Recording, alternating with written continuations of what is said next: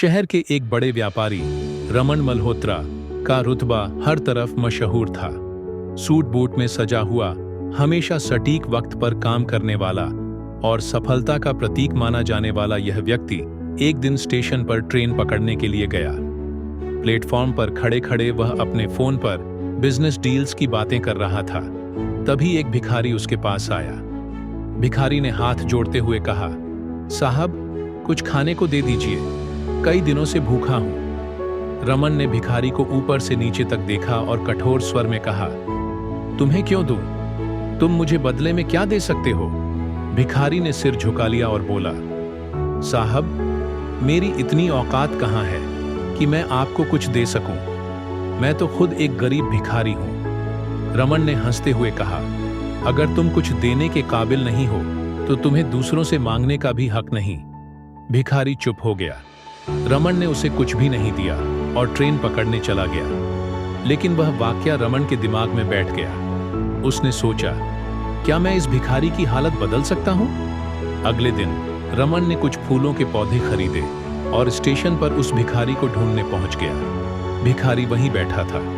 रमन ने उसके सामने पौधों का गमला रखते हुए कहा, यह लो, इन्हें स्टेशन पर बेचो। जो भी पैसे मिले उनसे अपना गुजारा करना शुरू करो। भिखारी ने हैरानी से पूछा, साहब यह क्यों? रमन ने मुस्कुराते हुए कहा, क्योंकि मदद उसी की करनी चाहिए जो अपनी हालत बदलने की कोशिश करे। यह तुम्हारे लिए एक मौका है। मेहनत करो और देखो कि तुम्हारी किस्मत कैसे बदलती है। भिखारी ने झिझकते हुए पौधे लिए और उन्हें बेचने का काम शुरू किया। धीरे धीरे वह स्टेशन पर फूल बेचने लगा। उसकी मेहनत रंग लाई और उसके पास पैसे जमा होने लगे। उसने अपनी छोटी सी दुकान खोल ली और अपनी हालत सुधारने लगा।